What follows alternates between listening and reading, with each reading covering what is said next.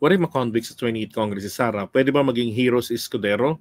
Dahil kunwari itinawid niya from 19 to 20th? Bakit magiging hero? Kung di ba siya tarantado Bakit ipinatawid pa niya? Di ba?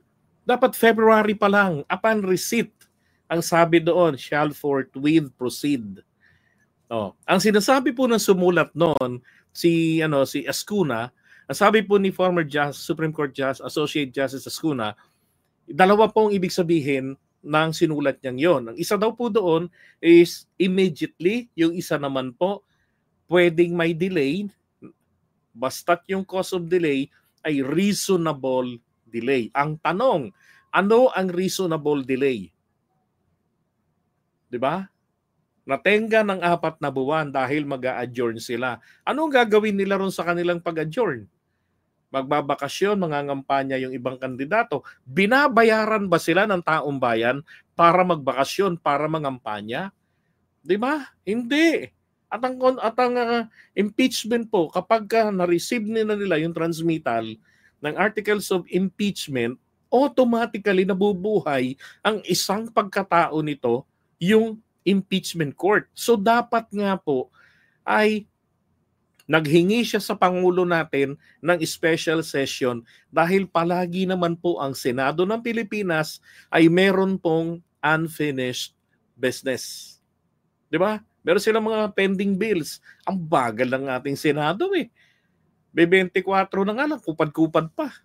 Wala na nga masyadong kandibate. Sila lang ang kupad pa nila. Daig pa ng Kongreso ng Pilipinas. Di ba? So dapat humingi siya kay PBBM ng Mr. President. Hindi namin mare-refer ito sa Justice Committee. No?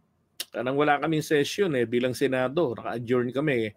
Under the Constitution, pwede ka pong magpatawag ng special session para sa legislative works. At kapag kami po ay nagtatrabaho na diyan sa pending bills na yan, then tatalakayin na rin namin ang impeachment, i-refer na yan sa Justice Committee. Di ba? Ganon. Tapos, habang meron pa rin kaming session, na-refer na yan sa Justice Committee, magko-convene na kami ng impeachment court. And then, padadalhan na, yung lahat ng proseso sisimula na. Dapat ganon ang ginawa. Dapat po. Di ba? Bago, May pa lamang po, tapos na yung impeachment na yan. Ang haba. Yung iba, tinatagal yan, 3 buwan lang. Yan dali-dali namang tapusin yan. Ilan lang mga ebidensya doon. Di ba? Saan napunta yung pera? Yung mga pinakita ng Committee on Good Government. Sila Piatos. Nasaan yung mga pruweba? Na yan ay mga totoong tao. Na yan ay may mga na-produce ng mga information. Di ba? Ay, nako. Ang dali lang naman patunayan din ni Sara na wala siyang ginawang kasalanan. Bakit pinagkatagal-tagal? Hindi ho po pwedeng maging bayani si Escudero na kapag na-convict si Sara.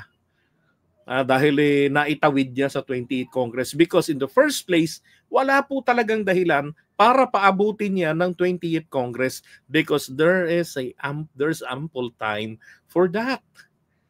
May sapat na oras mula February 5. Ang pasahod natin sa mga yan hanggang June 30.